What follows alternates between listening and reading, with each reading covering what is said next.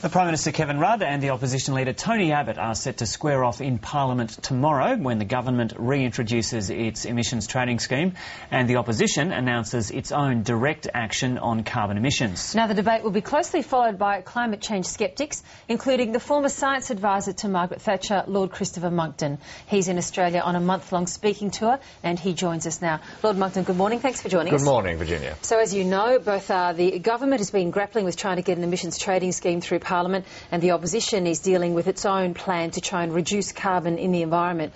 Do you say that both sides of politics are barking up the wrong tree? They don't need to be doing that? There is no need. We now know that CO2 has a warming effect that is only 1/7 of what the United Nations Climate Panel thought it was. Its 2007 report is now hopelessly out of date. So there isn't, in fact, a problem with carbon emissions anymore. Well, there have been more concerns raised about the IPCC report this morning about a prediction on the rainforest in the Amazon. But even sceptical media are saying that with the concerns over those predictions, the central thesis that greenhouse gases can heat the world remains very strong. Oh, well, it's not just very strong. It's self-evidently true. The question is this, though, Joe. How much extra warming will you get if, as we will this century, if we don't mitigate our carbon emissions at all, how much warming will you get? The answer is 1/7 of what the UN says, and therefore take away the UN's exaggeration and you take away the problem. But even if the problem were as big as the UN says it is, an emissions trading scheme has nothing to contribute to reducing carbon emissions worldwide, and here's why.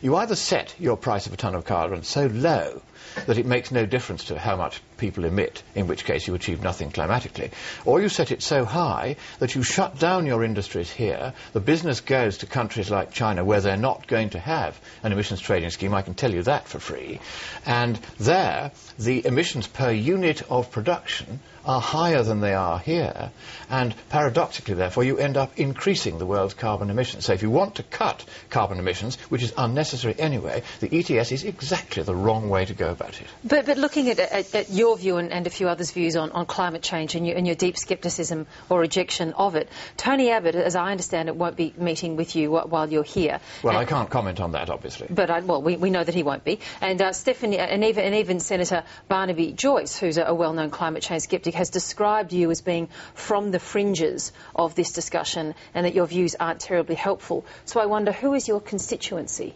I don't have a constituency. What I have is a careful background in researching policy questions of this kind from a scientific perspective. As a classical architect, I obviously have quite a good working knowledge of applied mathematics, or the building I live in would have fallen down. And therefore I can apply that knowledge to analysing a scientific question, together with the training in how to evaluate complex policy issues. And my conclusions, having done quite a careful exercise on this over the last 3 years, is that we do not have a problem. Now, if I were alone in this, I indeed would be on the fringes. But what is happening is that politicians who find it expedient for political reasons to pretend that I'm on the fringes and that they're in some kind of mainstream are getting increasingly desperate as the IPCC's science collapses. I mean, we've just had a few days ago an announcement by the lead author of one of the chapters of the last IPCC report to the effect that he knew perfectly well that the Himalayas weren't going to see all their ice melt away over the next 25 years, but he left that figure in anyway because he wanted to put pressure on governments. And people like Tony Abbott and people like Kevin Rudd are responding to that pressure on governments that shouldn't have been put there by scientists who are now admitting that they have told lies. How many more scientists have to come out and admit that they've told lies before it begins to dawn on people that the mainstream science is in fact that we don't have a problem, it has been prodigiously exaggerated, there are examples of bent science all the way through the IPCC's documents, and the truth is now at last, thank goodness, beginning to emerge. You say there are examples of bent science all the way through it. After 2 years, you've only come up with 3 or 4 instances on the contrary, that have been confirmed as being incorrect or dodgy science. On the day of publication, I saw that the bureaucrats had inserted a table of figures that hadn't been in the final scientist draft that come to me for review, because I was one of the people that reviewed it.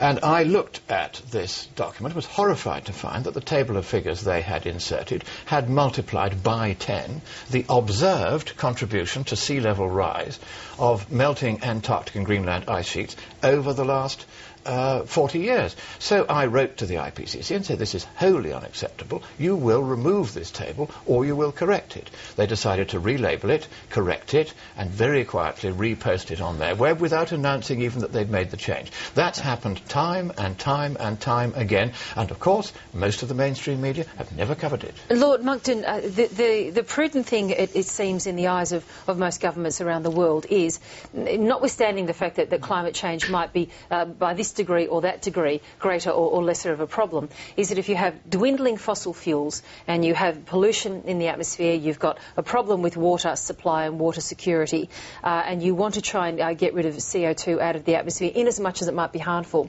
then there's nothing wrong with actually putting in place measures that might take care of general pollution and also trying to take care of the fact that your fossil fuels are dwindling. Right. Why do you disagree with that as just a prudent measure? First of all, general pollution is one thing, and that's a separate problem. CO2 is not a pollutant. It's necessary to all life. It's plant food. If you double the CO2 in the atmosphere, staple crops will increase their yield by 40%. There's actually a shortage of CO2 in the atmosphere compared with most of the last 600 million years. It might have a deleterious effect on human life. No, not at all. We've tested it up to 10,000 parts per million. That's what you give to somebody if they're having breathing difficulties. Rather than in this brief time that we have rehashing all the science, what I'd like you to address, if you can, is your particular problem with just being prudent about what we have in the atmosphere and also taking care of having to put in place renewable energy. Let me answer that. Here is what Herr Ziegler, who is the UN's Right to Food rapporteur, has to say about global warming.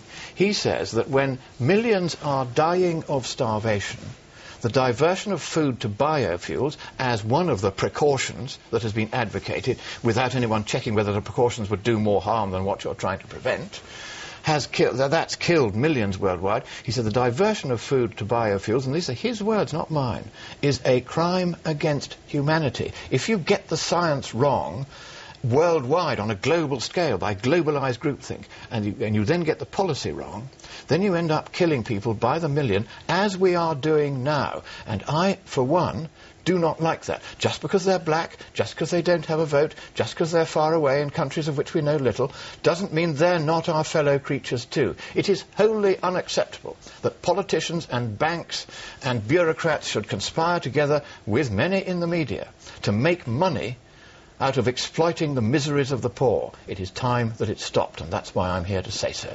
Well, we'll see if there are many people lining up to hear your views. Lord Monckton, good to join us. Thanks so much. Thank you very much. Thank you.